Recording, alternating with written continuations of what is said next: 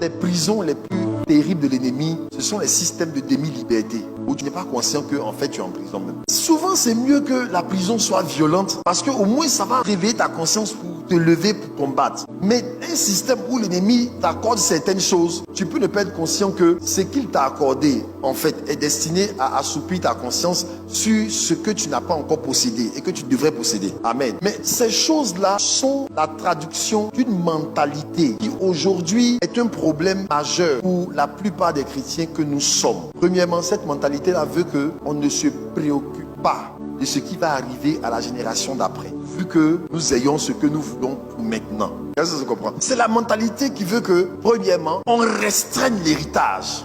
Quand on a la mentalité de l'immédiat, comme la génération chrétienne est aujourd'hui affligée de cette mentalité-là, où tout ce qui importe, c'est manger, boire, être marié, vivre des choses intéressantes, sans se demander, est-ce que les territoires que je dois conquérir spirituellement, qui ne sont pas conquis, ne sont pas en train de menacer mes enfants après moi? Je tire la sonnette d'alarme et comme je dis, j'ai un cri de cœur parce que aujourd'hui, grandement devant nous, les fruits du genre d'évangile dont on a commencé à être abreuvé il y a 10 ans, 15 ans, 20 ans, sont en train de germer devant nous, en train de dévorer nos enfants, en train de dévorer la prochaine génération. Que ce soit la prochaine génération d'hommes de Dieu comme de jeunes, mais ça n'alerte pas le chrétien moyen. Et ça ne nous fait pas changer la course. Et nous sommes toujours après les mêmes choses. Judas était précurseur. Et comme ils n'ont pas jugé bon de se battre à cause des chars de fer, ils ont créé une façon de faire que les autres ont suivi.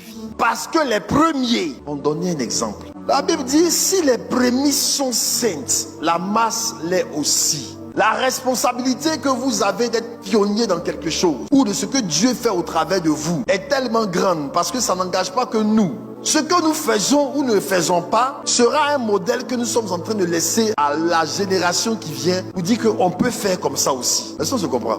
Combien de personnes n'ont pas marché dans la compromission parce qu'ils ont vu les générations avant eux marcher dans la compromission, et ça a établi un modèle pour dire on peut faire comme ça aussi. Quand vous abaissez le niveau des exigences de Dieu, vous ne le faites pas pour vous-même. Vous êtes en train d'indiquer à la génération après vous qu'on peut marcher avec Dieu avec un niveau d'exigence aussi bas. Est-ce qu'on se comprend? Frère, quand vous êtes pionnier quelque part, quand vous êtes responsable, vous indiquez aux autres. C'est-à-dire que par votre attitude, vous annulez tout ce que peut être dit du haut de cette chair et vous donnez un autre enseignement. Si vous criez du haut de la chair, soyez assidus. Vous allez beau crier. Si un chrétien